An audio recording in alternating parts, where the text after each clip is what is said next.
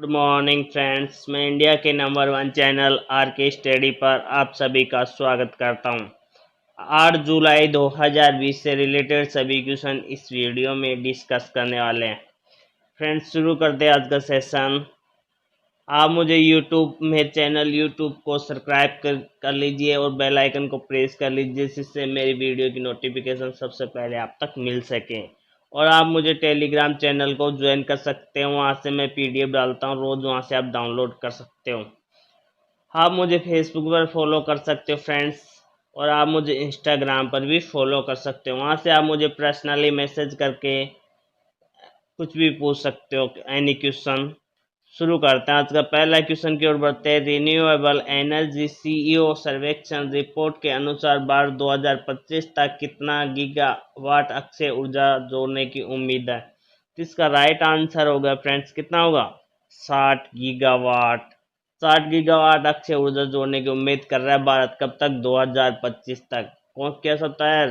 Renewable energy CEO सर्वेक्षण report के अनुसार। यहाँ इंपॉर्टेंट पॉइंट समझ लेते हैं फ्रेंड्स। ये 12 गीगावाट प्रति वर्ष बहुत कम है, इसलिए भारत सरकार ने 2025 तक कितने 60 गीगावाट की उम्मीद कर रहा है, और 2022 में तक 175 गीगावाट, और 2030 तक 450 गीगावाट हासिल करना चाहता है। ये उम्मीद है भारत की फ्रेंड्स। 31 मार्च 2020 तक का डेटा है। उपयोग पैमाने पर भारत की सौर ऊर्जा की क्षमता 32.2 गीगावाट और पवन ऊर्जा की क्षमता 37.6 गीगावाट। इतने इंपॉर्टेंट पॉइंट्स आपको इस क्वेश्चन से याद रखने हैं। नेक्स्ट क्वेश्चन की ओर बढ़ते हैं फ्रेंड्स। ये एडिटिंग में मिस्टेक है, ये प्रधानमंत्री नहीं है। हाल ही में किसने Atmanirbhar Bharat app innovation challenge launch किया है? तो राइट आंसर होगा friends option number C, Narendra Modi. Narendra Modi ने Bharat app innovation challenge launch किया है। इंपॉर्टेंट पॉइंट जान लेते हैं फ्रेंड्स। प्रधानमंत्री नरेंद्र मोदी ने स्टार्टअप समुदाय को विश्व स्तरीय मेड इन इंडिया ऐप्स बनाने की सुविधा के लिए आत्मनिर्भर Bharat app innovation challenge launch किया है। क्यों फ्रेंड्स? क्योंकि भारत को आत्मनिर्भर बनाने के लिए, मेक इन इंडिया प्लस बनाने के लिए प्रधानमंत्री ने ये ऐप लॉन्च किया है। चुनौती इलेक्ट्रॉनिक्स और सूचना प्रौद्योगिकी और अटल इनोवेशन मिशन एक प्रयास है। ध्यान रखना फ्रेंड्स। नेक्स्ट, यह ये चुनौती तरीकों से काम करेगी। कौन से? मौजूद ऐप का प्रचार और नए ऐप का विकास करेगी। जो मौजूद ऐप है उनका तो प्रचार करेगी, और नए ऐप आएगा उनका विकास करेगी ये चुनौती। नेक्स्ट क्वेश्चन की ओर बढ़ते हैं आज का। जुलाई 2020 में ओलंपिक बैडमिंटन चैंपियन लिन डे ने अपनी सेनावर्ती की घोषणा की है। वह निम्नलिखित में से किस देश से हैं? तो ये इसका राइट आंसर होगा फ्रेंड्स ऑप्शन नंबर बी, चीन। चीन से हैं लिन डैन।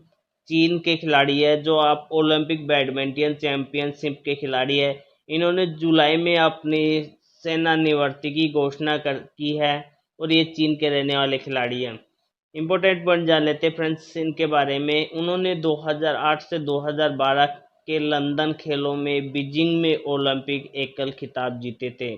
2008 में और 2012 में लंदन में, बीजिंग में ओलंपिक एकल खिताब जीते। ध्यान रखना है फ्रेंड्स, उन्होंने खेल के सभी प्रमुख खिताब जीते, जिसमें 5 विश्व चैंपियन के स्वर्ण पदक है। कितने विश्व चैंपियन के स्वर्ण पदक? कितने? 5 स्वर्ण पदक विश्व चैंपियन के जीत चुके हैं। ध्यान रखना है फ्रेंड्स। चीन की राजधानी क्या है? बीजिंग है। चीन की मुद्रा क्या है? युआन है। और चीन के राष्ट्रपति शी जिनपिंग है। और चीन के राष्ट्रीय खेल टेबल टेनिस है।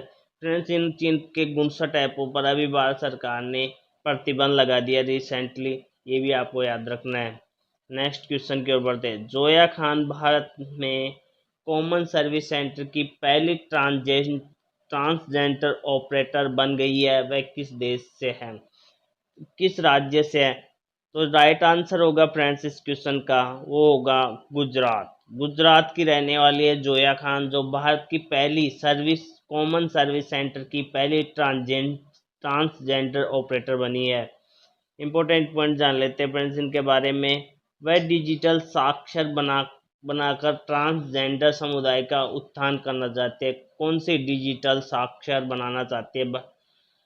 गुजरात को कॉमन सर्विस सेंटर सरकार द्वारा ग्रामीण और दूर दराज के स्थानों पर ई सेवा देने के लिए उपलब्ध कराई गई सुविधा है, और जहां कंप्यूटर और इंटरनेट की उपलब्धता नगण्य या अनुपस्थित है। जहां कंप्यूटर की और इंटरनेट जहां नहीं पहुंच पाता है, वहां ये डिजिटल साक्षर बनाना चाहते हैं। कौन? गुजरात में कितने जिले हैं फ्रेंड्स? तो गुजरात में जिले हैं 33, लोकसभा सीटें 26 और राज्यसभा सीटें 11, याद रखना। जीआई टैग किस किस को मिले? गुजरात के कैम्बे के सुलेमानी को पत्थर सुलेमान कैम्बे के सुलेमानी पत्थर को जीआई टैग मिल चुका है। कच्छ की कहाड़ी को जीआई टैग मिल चुका है, और पाटन पटोला को जीआई टैग मिल चुका है। गुजरात के तीनों को जीआई टैग मिल चुका है, ध्यान रखना फ्रेंड्स। इस क्वेश्चन से इतने इंपॉर्टेंट पॉइंट्स आपको याद रखने हैं। नेक्स्ट क्वेश्चन के इलेक्ट्रॉनिक्स और सूचना प्रौद्योगिकी मंत्रालय ने सिक फॉर सिस्टम की कितनी वेबसाइटों को ब्लॉक कर दिया गया है? तो राइट आंसर होगा फ्रेंड्स ऑप्शन नंबर सी, 40 वेबसाइटों को ब्लॉक कर दिया गया है सिक फॉर जस्टिस मंत्र इलेक्ट्रॉनिक और सूचना मंत्रालय ने। इंपॉर्टेंट पॉइंट जान लेते हैं फ्रेंड्स। यह एक गैर कानूनी संगठन है। इनकी वेबसाइटों को गैर कानूनी गतिविधि और रोकथाम अधिनियम के प्रावधानों के तहत ब्लॉक कर दिया गया है। ये गलत तरीके से उपयोग ले रहे थे फ्रेंड्स इस वेबसाइट को, इसलिए गवर्नमेंट ने इस वेबसाइट को ब्लॉक कर दिया है। संगठन ने अपने उद्देश्य के लिए समर्थकों को पंजीकृत करने के लिए एक अभियान चलाया था। नेक्स्ट क्वेश्चन की ओर बढ़ते हैं। हीरो साइकिल ने निम्नलिखित में से किस देश के साथ 900 करोड़ रुपए के व्यापार के सौदे को रद्द कर दिया है? तो इसका राइट आंसर होगा फ्रेंड्स ऑप्शन नंबर ए, चीन के हीरो साइकिल ने चीन के साथ 900 करोड़ रुपए के व्यापार सौदे को रद्द कर दिया गया है।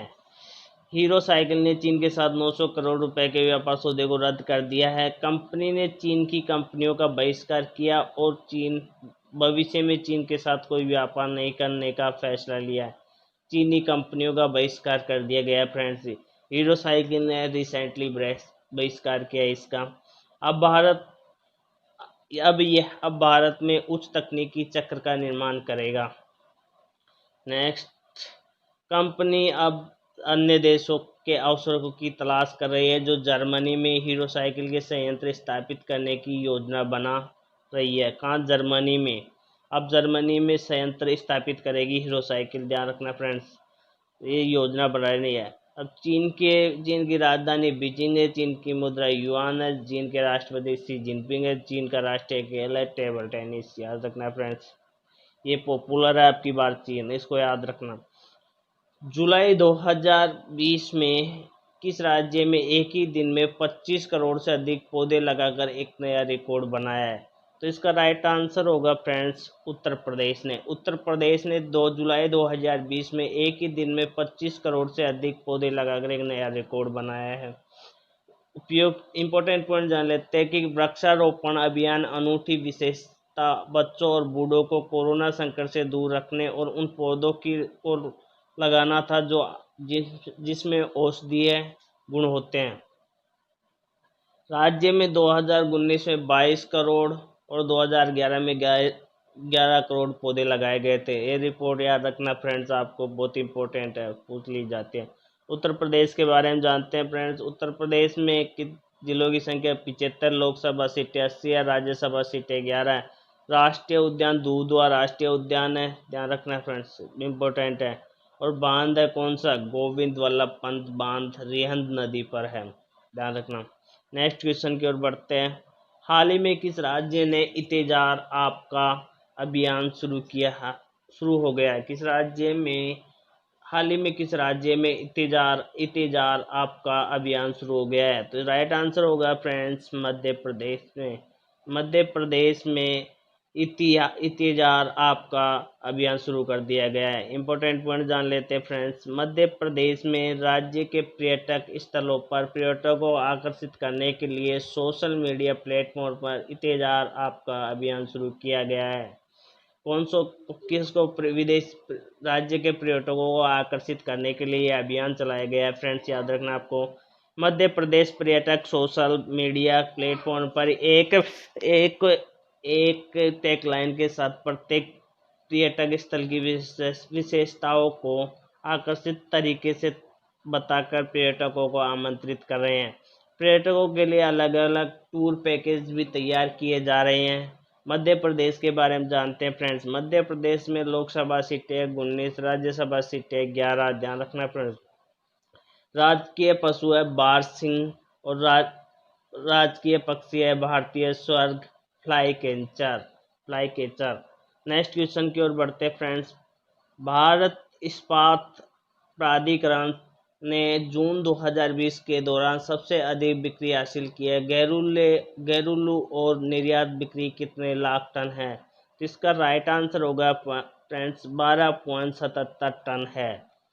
इम्पोर्टेंट पॉइंट जान लेते हैं फ्रेंड्स। घरेलू निर्यात और बिक्री 12.77 लाख टन रही है, जो कि 2019 की अवधि में 18% से अधिक की छलांग है फ्रेंड्स। 2019 से 18% अधिक है आपकी बार।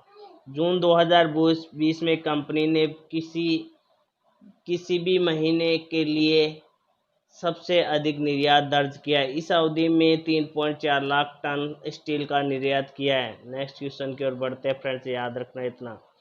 हाल ही में किस राज्य ने बलराम योजना शुरू की है? तो किस राज्य ने की है फ्रेंड्स बलराम योजना? उड़ीसा राज्य ने बलराम योजना शुरू किया है। इंपॉर्टेंट पॉइंट जान लेते हैं।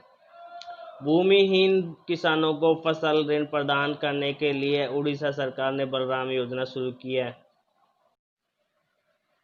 नई योजना के तहत भूमिहीन कृषकों को संयुक्त देयता समूह JLG के माध्यम से ऋण मिलेगा। बलराम योजना के तहत सरकार ने 2 वर्षों में 7 लाख भूमिहीन किसानों को कृषि ऋण प्रदान करने का लक्ष्य रखा है। कितने? अगले 2 वर्षों में 7 लाख भूमिहीन किसानों को कृषि ऋण प्रदान करेगी बलराम योजना के तहत। इसका उद्देश्य है कि 1040 करोड़ रुपए निर्धारित किए हैं। कितने? 1040 करोड़ रुपए का लोन देगी। उड़ीसा के बारे में जान लेते हैं। उड़ीसा में लोकसभा सीटें 21, राज्यसभा सीटें 10 और जिलों की संख्या कितनी फ्रेंड्स? 30 है। GI टैग मिला है कोणार्क स्टोक नक्शी को, पट्टाचित्र गंजम केवड़ा फूल को, 2 को GI टैग मिला है। ध्यान रखना फ्रेंड। नेक्स्ट क्वेश्चन की ओर बढ़ते हैं। ताज मुकर्रम ने जुलाई 2020 में निम्नलिखित में से किस कंपनी के निदेशक का प्रभार ग्रहण किया है? तो राइट आंसर होगा फ्रेंड्स इसका गेल इंडिया का ताज मुकर्रम ने जुलाई 2020 के कंपनी के निदेशक का प्रभार पद ग्रहण किया इन्होंने। इम्पोर्टेंट पॉइंट जान लेते हैं। इस कार्यभार को लेने से पहले वह कार्यकारी निदेशक पावर ग्रिड के रूप में कार्य करते थे। ताज मुकर्रम के पास बिजली क्षेत्र के लगभग 35 वर्षों का अनुभव है, जिसमें दीर्घकालीन वित्तीय नियोजक, वित्तीय शतवर्षन इत्यादि शामिल है। नेक्स्ट क्वेश्चन की ओर बढ़ते हैं फ्रेंड्स। हाल ही में किस राज्य में DRDO द्वारा निर्मित वल्लभ भाई पटेल कोविड अस्पताल 5 जुलाई 2020 से चालू हो गया है? तो इसका राइट आंसर होगा फ्रेंड्स दिल्ली में DRDO द्वारा निर्मित सरदार वल्लभ भाई पटेल कोविड-19 अस्पताल 5 जुलाई से चालू कर दिया गया है। इंपॉर्टेंट पॉइंट जान लेते हैं। दिल्ली में DRDO द्वारा निर्मित सरदार वल्लभ भाई पटेल कोविड-19 अस्पताल 5 जुलाई 2020 से चालू हो गया है। इसमें 250 ICU बिस्तर है और 1000 बिस्तर वाला अस्पताल है। रक्षा मंत्रालय और गृह मंत्रालय, स्वास्थ्य मंत्रालय, सशस्त्र बलों और टाटा सन्स एंड अन्य उद्यमियों के खिलाड़ियों के साथ रक्षा अनुसंधान और विकास संगठन DRDO ने 12 दिनों के रिकॉर्ड समय में इस सुविधा का निर्माण किया है 12 दिनों के अंदर। फ्रेंड्स, ये मेरी वीडियो आपको पसंद आए तो लाइक और शेयर करना ना भूलें और चैनल पे नए हो तो चैनल को सब्सक्राइब ना करना ना भूलें। Thank you very much.